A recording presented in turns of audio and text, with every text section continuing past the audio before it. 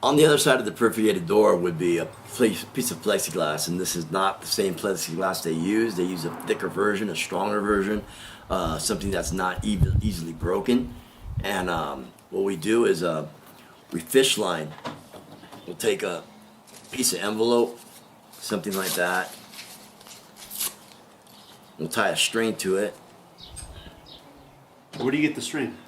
From your boxers. We get nylon string in the boxers that it's conveniently supplied by Bob Barker Industries. And that's something we're going to be talking about in the future, I know. And we just tie it up, throw a hole in it, boom. And what we do is here's the cell door, plexiglass on the other side. There's that little slit, that little crack that you got in that cell door. We might even shorten this a little, just for the basis of getting it in there. And we'll stick this as far as we can up with our hands, and we'll put it in with a piece of paper or anything, and we'll blow. And what I mean by blow is blow out your mouth. Blow as hard as you can, and try to get that over the door, right?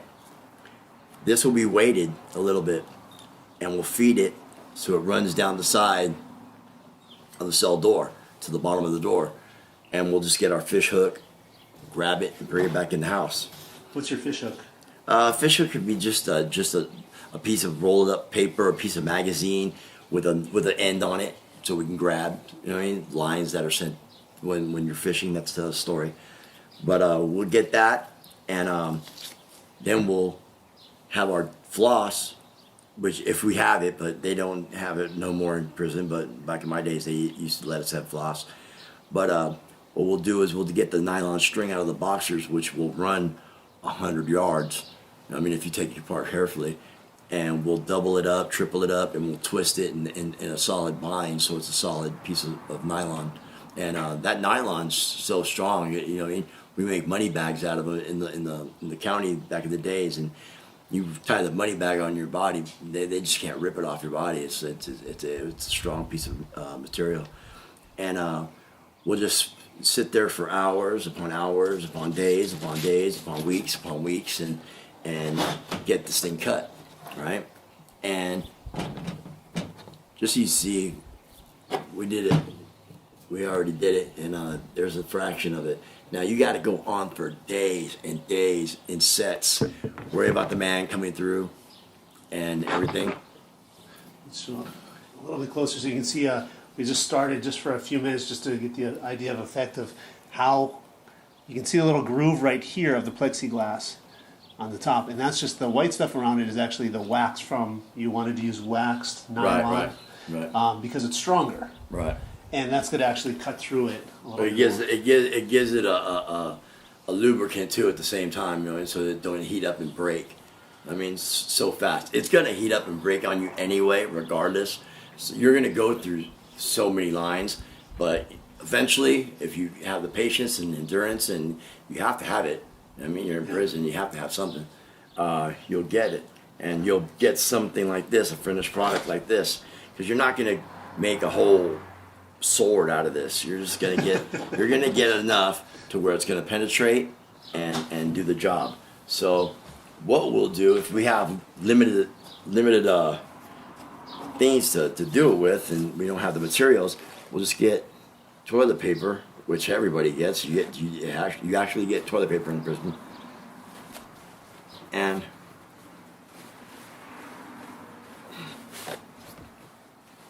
we will make a handle. Making a handle from toilet paper. Yes, sir.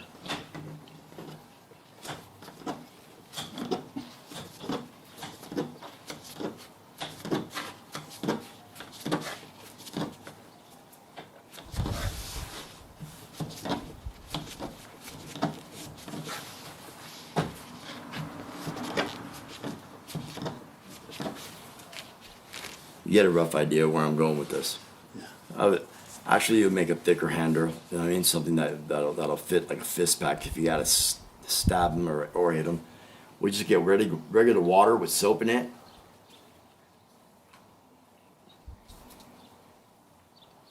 Actually, do this and let it dry.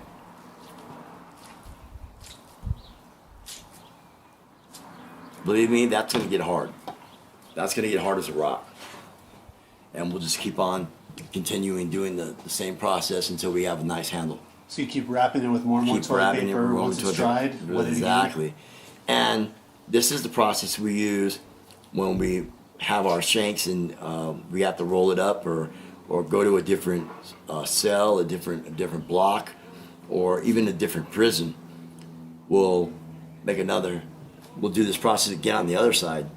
We'll twist it up with string, the nylon string that we showed you, and we'll hit it with plastic. Plastic meaning the plastic bags that we come across, or any kind of plastic that we come across from the nurse's office when they drop you off your medication or anything like that. We save all plastic. All plastic is savable, it's usable, right? So we'll Talk about recycling 101. Yeah, amen.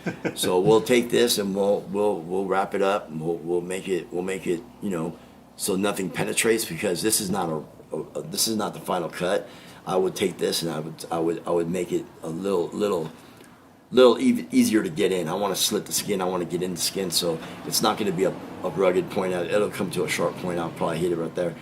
And with thicker plexiglass, you can use it multiple times. If I had something like this, I would go for the jugular and snap it off. Just hit them and snap. You know what I mean? And this way, it's not coming out. It's gonna protrude. It might even I'll dip it in shit in feces. Just why do you do that? Just so it infects. So they get infections, and we're trying to cause as much bodily damage as we can. So urine, feces, let it sit, let it marinate in there, so be it, and we'll hit them with it. And if you hit him in the neck and you have all those germs and bacteria, I mean, even though he lives, he's gonna be in the hospital for a minute, and he might lose his life just due to the bacterial infection. Now, do all shanks come with the feces and urine, or is it just a special? No, it's just. I mean, if you want, yeah. But me personally, I'd rather hit you with a piece of metal that's going to take you out, and not worry about nothing else, and you live in the hospital to tell on me. So, but this is just a basic thing that we use is if we don't have access to anything, right? Because there's times that we have access and there's times that we don't. Sometimes somebody will come in from another yard and brought you got guys that walk around in the streets with something keysters. Always a jailhouse key, handcuff key, you know what I mean? And we can make those too in prison with staples, the big staples from the boxes. Hacksaw blades, you know what I mean? Because they're in the game and they're running on parole, they're in the game, they know they can get picked up at any time, so they're always ready. They got clavo, which would be a dope. They got an Eden, which is an injection needle to shoot up, a syringe, and basically, if you're in the game and you're in it to win it, you're gonna have a hacksaw blade. So, wow.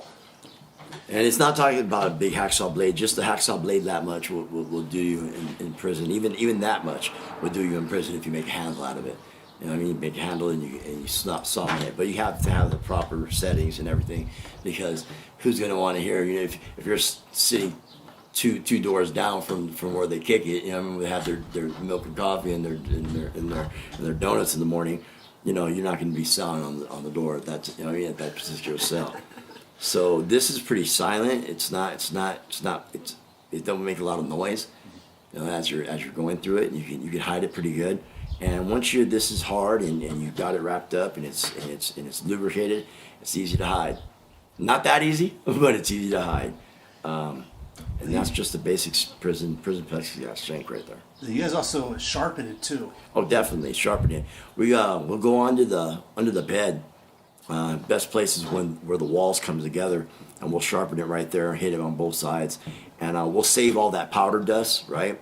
Because when they come to hit your house, they do look under the bed, and they do know the game, so they'll look in the corners. If they look in the corners and see a grounding out, like say a groove, they know somebody's been sharpening something in there. What they'll do is they'll hit the whole block. It ain't necessary, because they want to find out what's been made right there. What we do is we'll save all that dust that comes off of it, put it in paper, get a little water, get a little toothpaste, make a paste out of it, and go right over that groove again. right, to hide the groove, you know. And it's been known.